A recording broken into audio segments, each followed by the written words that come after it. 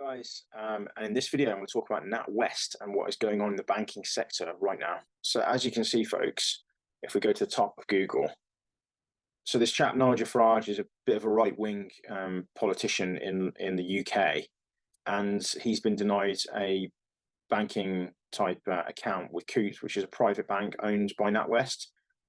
And now the right-wing press, like the Daily Mail, is saying that NatWest banking license is going to be reviewed, which is kind of madness because in terms of mortgages and loans and savings accounts, NatWest has millions of customers, and it's probably has tens, hundreds of billions, maybe even trillions on their books of loans, mortgages, savings, etc. And for one man like Nigel Farage to try and bring down a company of that size is quite shocking. Nevertheless, I did put on some trades a few days ago. They've done very, very well. NatWest was up about 4% in one day today. I put it on at 245. It's now at 260 just in 2 days. But I've set some stops in my NatWest trade to sell tomorrow morning because I think this crazy article, which now even Bloomberg have picked up, saying that this demonstrates political bias. Reuters have picked it up. It's getting everywhere. And I think people are going to sell in the short term. I think, I'm in a slightly leveraged trade here. So I think that it's not going to affect long-term investors. I think that the share price might take a short-term hit.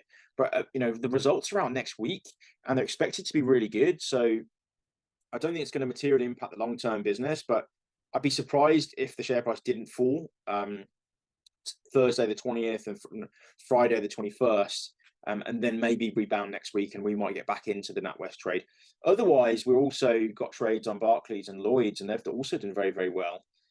So I've been pretty happy with the way things have worked out. We're going to leave Lloyd's and Barclays on, and we're going to take a beat on NatWest and see what happens.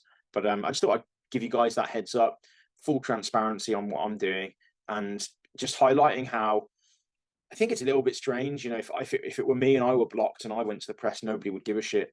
But Nigel Farage, the showman, as it were, has managed to garner international attention onto his personal finances, and just it shows you how biased I think essentially the media is to large personalities, whereas the everyman or the average person will get completely ignored.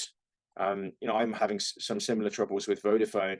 No one's going to give a shit about that. I'm not going to get it in the press. No one's going to talk to Vodafone. But because Nigel Farage, has a following and waves around and has a bit of power, he knows how to throw it around. And a massive company like NatWest could be impacted. So it's just one MP is back to this, by the way, David Davis, I think it is. He's a Conservative MP. And,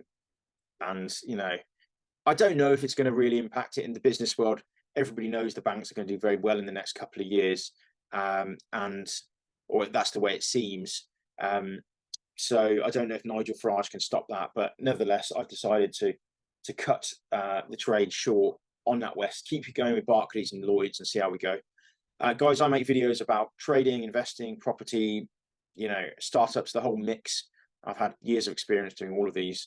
And to find out more, check out my videos, which will be appearing on the screen shortly. Remember that knowledge is power, especially what kind of knowledge and progress and everything. I'll see you guys in one of these upcoming videos. Take care. Cheers.